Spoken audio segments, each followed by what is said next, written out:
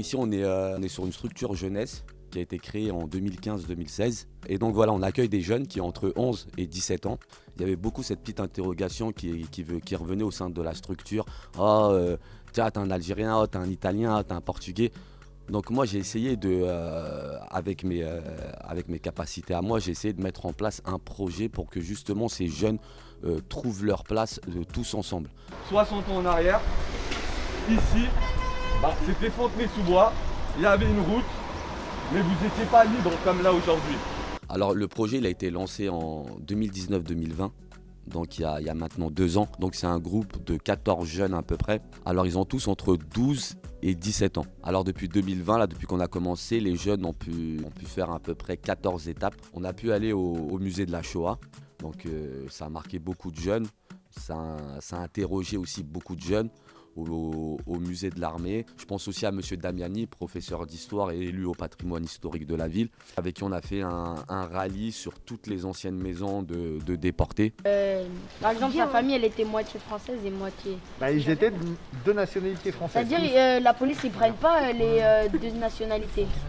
Eh ben si, là ils l'ont prise, elle.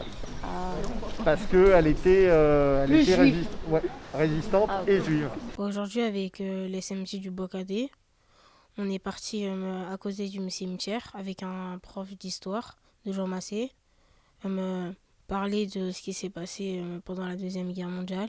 Oui, alors on a démarré bien sûr par le mémorial de la déportation et le cimetière. Et puis ensuite, on a fait le tour de Fontenay pour essayer de découvrir l'endroit où habitaient les gens qui ont été déportés. J'étais au cimetière.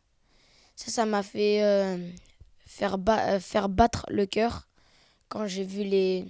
Parce que ça se fait pas, ils se sont sacrifiés pour nous.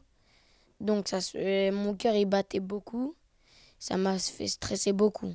C'est des personnes importantes. Chaque résistant et chaque soldat ont été importants pour notre liberté en ce moment même. C'est comme nos piliers un peu. C'est eux qui nous ont portés. Qu'en fait, moi je trouve que sans eux, en fait, c'est comme s'ils nous avaient... Enfin, c'est un peu, en quelque sorte, grâce à eux qu'on a cette liberté. C'est grâce aux résistants, tout ça, qui se sont battus pour nous. Ils se sont battus pour la France. Je me suis dit que je suis content, mais aussi triste pour eux. Parce que, je suis content pour moi parce que je suis pas né dans cette époque. Mais je suis triste pour eux parce que même des enfants de 4 ans mouraient. Et ça se fait pas, juste parce qu'ils étaient juifs ou qu'ils voulaient défendre les gens, ils se faisaient tuer. Ça me paraît intéressant de faire découvrir l'histoire aux jeunes, leur montrer que l'histoire c'est pas seulement une plaque sur un monument ou quelques photos dans un vieux livre, c'est le vécu de personnes qui sont assez proches d'eux. Et leur montrer qu'il y a toute une épaisseur historique dans les pavés de cette ville et dans le paysage urbain. Masque, mettez vos masques. Isma, tu m'avais tout pris au tapon. Vas-y.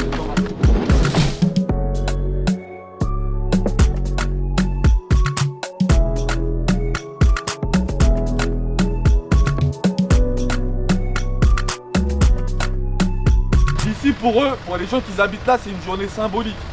Les personnes que vous allez voir autour, vous allez voir, c'est des personnes qui sont venues ici pour voir vraiment ce qui s'est passé. Aujourd'hui, avec le SMJ, on est commencé à aller en Normandie pour aller dans un musée, pour s'enrichir sur ce qui s'est passé pendant la Seconde Guerre mondiale, surtout le département Normandie. On a visité les vestiges de la guerre mondiale où c'est ici que s'est passé le débarquement grâce aux Américains et le Canada et encore d'autres pays. Donc ce qu'il faut savoir, c'est qu'il y a des gens qui venaient des 4 coins du monde. On a rencontré des Canadiens, il y avait des Américains, des Écossais, vraiment des gens de partout. Et donc voilà, même eux, ils étaient curieux de savoir qui on était. Donc on se présentait, on disait que voilà, on vient de la commune de Fontenay-sous-Bois, qu'on est là dans le cadre d'un projet de 3945. Et vraiment, ils nous posaient plein de questions. Et même les jeunes, eux aussi, leur posaient plein de questions. Donc c'était vraiment un échange entre les populations très intéressant. Donc chaque clan a sa couleur. Vous voyez là, c'est du rouge, du rouge avec du jaune. Il y en a d'autres qui ont des autres versions. Vert et bleu aussi. Vert et bleu. Alors vert et bleu, c'est une bonne question. Ce sont des Gordon. Ce sont des anciens Normands qui sont partis avec Guillaume le Conquérant envahir l'Angleterre et ils sont restés là-bas. Et le vert, c'est la province de Normandie. Les phares sont camouflés. Pour que le soleil ne voie pas le rayon ennemi. Et la nuit, s'ils se trompaient de manette, ils éclairaient, ils se faisaient tirer dessus.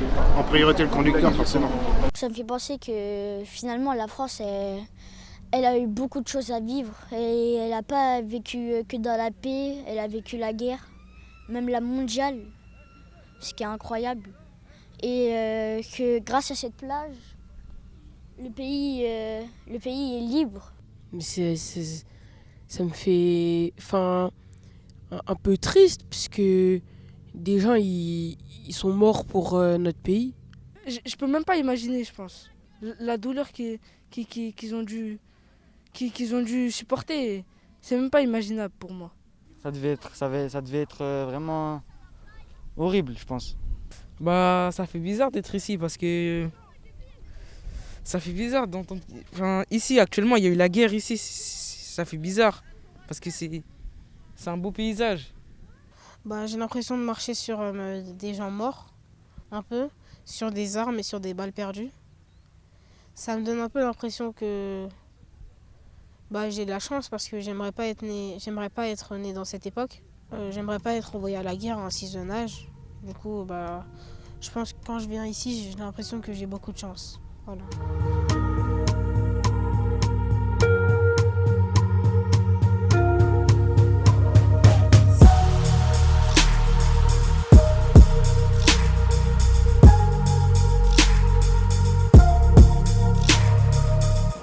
Aujourd'hui, on est venu à l'Arc de Triomphe pour raviver la flamme du soldat inconnu. C'était bien, j'étais un peu stressée parce que j'étais devant.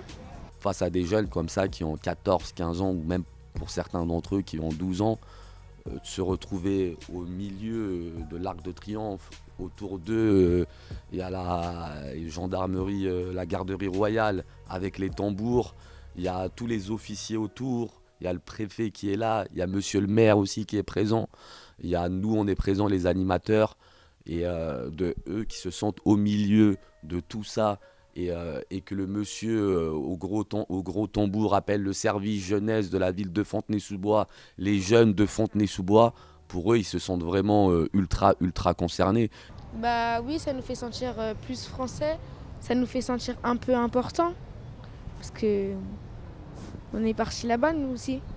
On a travaillé aussi avec des anciens combattants. Je pense à notre partenaire Alain Ganet, qui est venu à plusieurs reprises ici au Bois Cadet pour sensibiliser les jeunes, mais aussi au centre intergénérationnel, où il a pu montrer aux jeunes certaines lettres, certaines cartes postales qui appartenaient à son oncle durant la Seconde Guerre mondiale.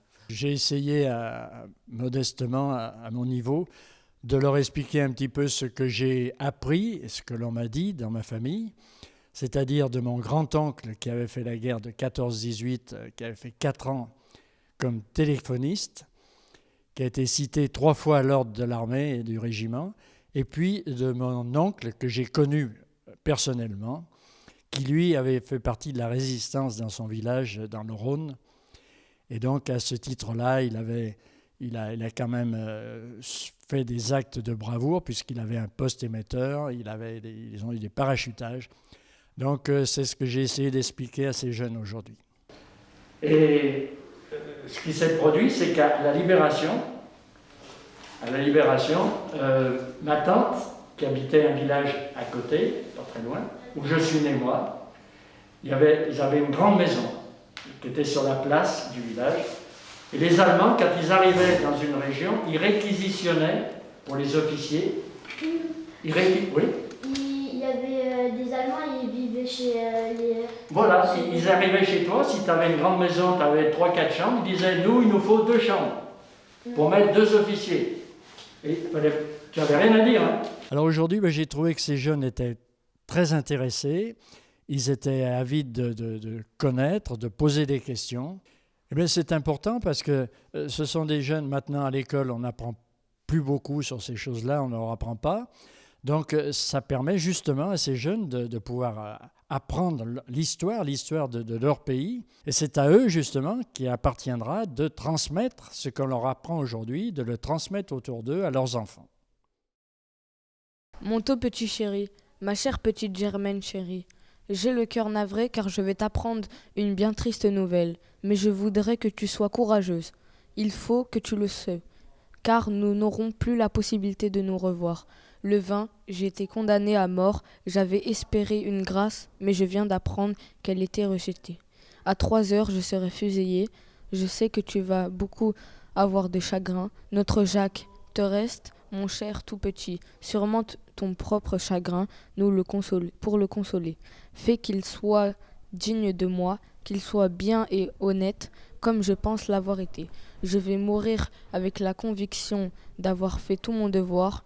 Je voudrais mettre dans ces quelques mots tout mon cœur. Je ne trouve que les mots pour pouvoir m'exprimer. Après ce grand malheur, des beaux jours vont vers notre tout petit sera heureux. Et toi aussi, je voudrais que tu puisses avoir des jours de bonheur. Je sens que je ne dis tout ce qu'il faut, mais je voudrais tant que tu te consoles. Je te laisse aussi la pénible tâche de prévoir tout ce qui m'ont cher, mes sœurs, frères, ma mère, mes tantes. Tu trouveras auprès d'eux un peu de confort. S'il faut un tuteur à mon petit, je voudrais que ce soit mon père ou Marcel. Toi, mon petit Jacques, sois digne de ton papa. Aime bien ta maman qui t'aime tant. Console-la si elle a trop de chagrin. Elle mérite tant d'être aimée. Tu es jeune, tu as tout l'avenir devant toi. Pense à ton papa qui va mourir pour que toi, mon petit Jacques, tu puisses avoir des jours joyeux. J'ai envisagé la mort avec courage. Je vous plains de tout mon cœur. Adieu, mon petit. Gosse, sois courageux. Adieu, ma compagne chérie. Nous aurions pu être encore heureux. Adieu à tous ceux qui avaient de l'estime pour moi. Je n'ai rien à me reprocher. Je saurais mourir sans défaillance. Embrasse mes sœurs, tes parents. J'écris aussi à mon père. Lui non plus n'avait pas besoin de ce malheur. Adieu, petit chéri. Courage. Je mets tout mon cœur dans ces lignes. Édouard.